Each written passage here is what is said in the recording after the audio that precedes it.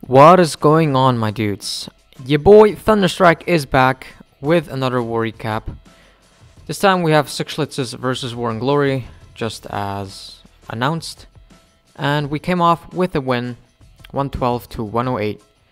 And yeah, they actually had the percentage due to a lot of 90+% attacks.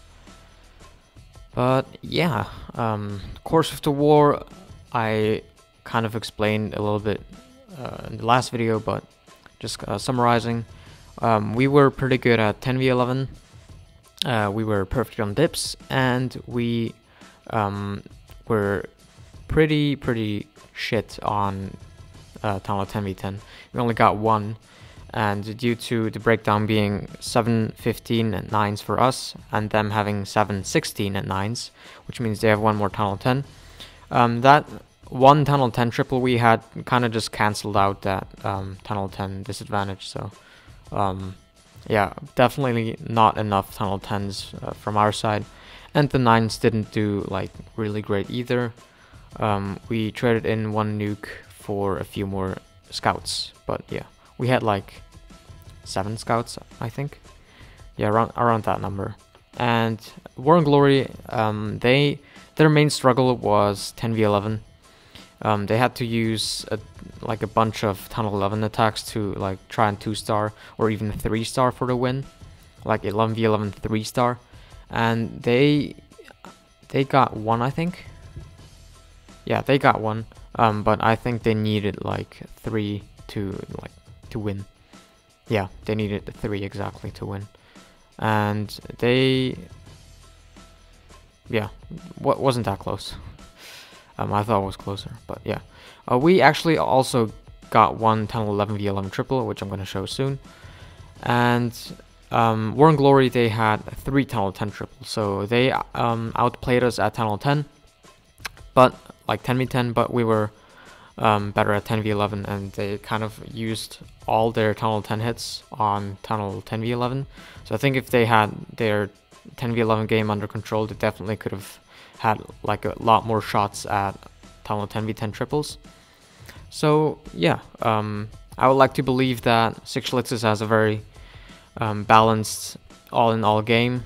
Like our 9v9 is alright, our 10v10 isn't that great, but we do compensate with 10v11 being good, and our 11v10 dips are always on point. And that is also our strongest component right now. 11v10 tunnel 11 dips are our strongest points, and I gotta give it to our 11s again. We're really great this war, just as always, and keeping the streak alive of like always perfect boring concerning dips. So let's jump straight in. The first one we're gonna look at is the Phoenix on number 2. It's a 10v11 since we don't have that many 10v10s to show, just one to be exact. And he's coming in with a stoned gobo, and you may have seen it already. Yeah. He got 72%, so that's pretty crazy. And this is a wonderful plan. So let's see it. Uses one golem and the second golem up there, but one golem to clear that entire bottom compartment with just a few bowlers and his queen. Then he comes in with the second golem and raged bowlers. Yeah, he really likes to do that. And if I do 10v11s too, I also always use raged bowlers for the one part of the funnel. So that's pretty great. Third golem in, he's still at very good health. Rages heals. There comes the freeze right on top of the balloon. And the Lava Hound, of course, that's very nice. And just gets the Town Hall with ease. And as you can see, it already has the 50% cracked. And still has 4 baby dragons and 2 wizards, so GG. Pretty quick attack, but yeah, that's always like that on 10v11s. I was trimming all the outside buildings.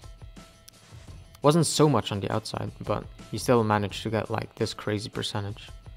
So great job to you, Phoenix. and just keep it up. He's been great on 10v11. So yeah, very valuable component in the game, and very underrated. I think other people have said that before, that it's very underrated, 10v11, because you can waste a lot of hits on 10v11 if you don't get it right the first time. Right, let's jump into the 11v11 triple by Big Man. Andy is his account, and he's coming in with a Bolalo, bowlers and heroes for the entry. As you can see, he's coming in with a few funnel miners, so that's very interesting, and just a bunch of bowlers as heroes. They're just gonna smash through the wall, doesn't bother bringing wall breakers. And CC coming out, poison receiving them, and the bowlers are still going strong. I'm not quite sure if they get both these air defenses down. Probably not. But he does have three hounds, so it's not like he doesn't have enough. Warden set to air, so. And I often see clone spells at town 11v11 attempts, but not this time. Kind of classical here, with just hastes and rages with the Warden ability and the freeze for both Infernos. Early Warden ability, but that is quite alright. The pack of loons in the middle just take a straight path through the center. Just take out both Infernos with the same pack of loons, so that's very nice. And as you can see, there's just too many loons left to like for the base to get those loons down. They're just so overwhelming. And he still has another haste. Yeah, there's no way. Still has the Warden aura for the health boost. Yeah, the queen is still up, doing cleanup. And yeah, main thing for this raid is of course not a Hound Loon CC, or else the queen wouldn't have gotten so much out of the entry, out of the KS. So nicely done to Big Man. Also, he hit his second attack, his dip. He hit a 3-star too, so very nice. Next up is Jordan on Michelle. I don't know. There's a few people pronouncing it differently, but yeah. Jordan coming in. This time it's not Irvin Java, it's Jordan. I don't know if they like share this account or like just push it around or something. I don't know. So yeah, I was just told that this was Jordan. I don't want to give false credit. So here comes Jordan with a Suicide Queen. She's gonna get 1 air defense, I believe, and just set the left side funnel for the King and Valks to go in and get the Queen and the Inferno Tower down. So very nice plan here. Doesn't have any freeze, but it is just level 2 Inferno, so that does make a difference. Queen steps back in, just gets demolished by those Valks. And the King is still going strong. Ability is used, but his Barbarians are dead, so he gets half of the compartment down, the central compartment. But it comes in with 2 hounds only, and just a bunch of loons, because all the other defenses are bunched up, so he doesn't need any tanking later on in the raid. Rage down, and you see that the path to the Inferno is pretty easy. He just needs to heal here, and the rest of the base is pretty thin. So just a few Archer Towers left, and the Wizard Tower, yeah, at the back end. And he still does have 6 loons, and a Babe Dragon for some reason. I don't know what that is for. But he drops it up top just to distract the Wizard Tower, maybe take it out even. Not quite sure. Here comes the rest of the loons. Could have done it earlier, to be honest, so that the haste was in effect for a longer time. But yeah, no big deal.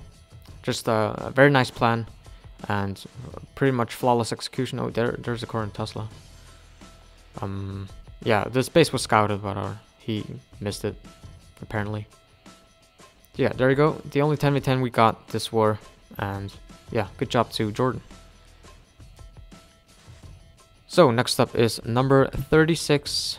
We're gonna look at Jax here with a beautiful stoned hobo. I haven't shown a lot of stoned hobos on my channel because I do not like them, But I gotta appreciate a nice stone topo, especially here.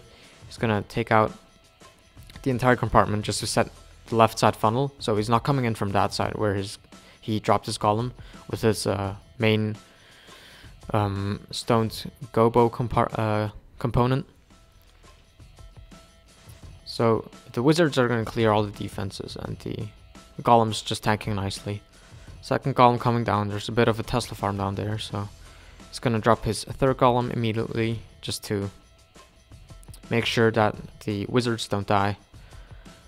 And he doesn't use wall breaker, so just jumps twice to the queen through the entire base.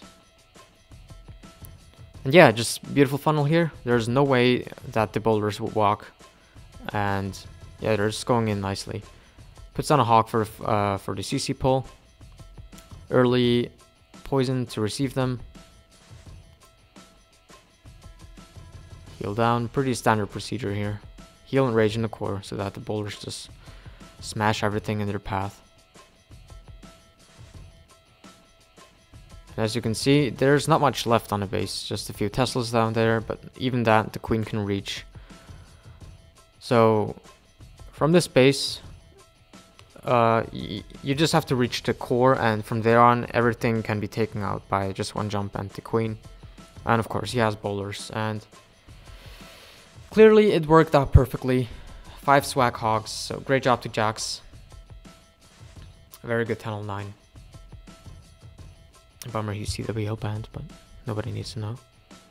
Just clean up here. It's gonna drop his swag hogs up top for cleanup though, so I guess it's useful swag. Not quite the swag I was looking for, but definitely still good.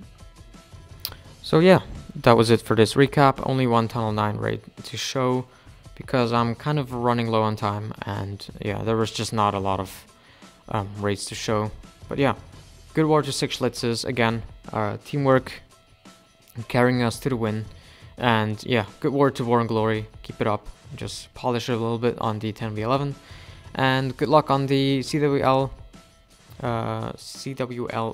weekend. So next up in the war recap agenda is 6 Schlitzes versus WHF Rising. It's going on right now. We had a little bit of struggle on the 9s, but yeah, I'm gonna explain in the next video again. So until then, Thunderstrike out.